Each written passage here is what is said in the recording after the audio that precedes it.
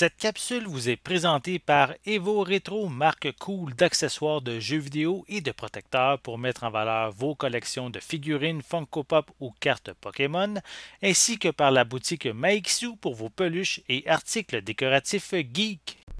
Bonjour et bienvenue à Ciné Techno.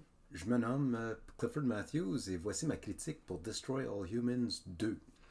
Destroy All Humans 2, c'est une suite à le jeu qui est sorti en 2000, à l'an 2000 de Destroy All Humans, et aussi de Destroy All Humans 2 qui était sorti en 2006 sur la PS2. Heureusement maintenant disponible sur la Xbox et la Xbox X, pardon. Et puis la PS5, Destroy Humans 2 est disponible depuis le 30 août dernier. L'histoire est simple, puisqu'on voit simplement notre héros ou anti-héros dans ce cas ici de Crypto, qui veut en prendre revanche contre les membres du KGB de la Russie qui ont détruit leur navette spatiale. Alors, cette fois-ci, on n'est pas pris dans les années 50, mais nous sommes néanmoins pris dans les années 60. Alors, Crypto doit tout simplement, à l'aide de certains hippies, entre guillemets, vaincre les vilains de la KGB et puis des ninjas tout au long de l'histoire, au Japon plus tard dans l'histoire, et se fait des amitiés. Là, c'est sûr qu'il essaie de faire une revanche contre les humains qui ont détruit leur navette spatiale avec plusieurs pouvoirs et des armes que tu peux rehausser par la suite tout au long du jeu. C'est vraiment un jeu rétro, car comme j'ai mentionné, il a été sorti en 2006 originalement. Mais ce fois-ci, c'est que l'animation, les graphiques et autres ont tout été rehaussés pour être à la mesure ou à la hauteur de la PS5 et de la Xbox.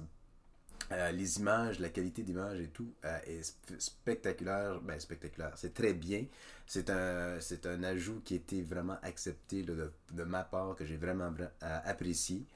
Par contre, il y a certains personnages là, qui sont auxquels que tu vas rencontrer, que tu peux prendre possession avec la tête ou l'esprit de Crypto, que laisse un petit peu à désirer. Par contre, pour le sens d'humour, si vous êtes fanatique des films science-fiction série B, ou bien vous êtes tout simplement amateur de Mars Attack, qui était le film qui était sorti en 95-96, dans ces années-là, vous allez apprécier l'humour et puis la parodie de ce genre de film par la suite dans ce jeu. Le jeu n'est pas trop compliqué, même sur le niveau le plus compliqué, c'est assez facile à vaincre. Par contre, il y a les missions secondaires qui peuvent vous apporter le défi désiré. Par contre, c'est pas le jeu le plus compliqué comme j'ai mentionné, mais l'idée est de jouer davantage pour simplement se détendre, pour l'animation, pour l'histoire telle qu'elle. C'est vraiment un jeu là, de loisir plus qu'un jeu de défi. Alors, sur ça, ce que j'ai bien aimé du jeu, hein, justement, c'est les graphiques, l'animation et puis l'humour du jeu, encore une fois. Il est, comme j'ai mentionné, il est disponible depuis le 30 août dernier.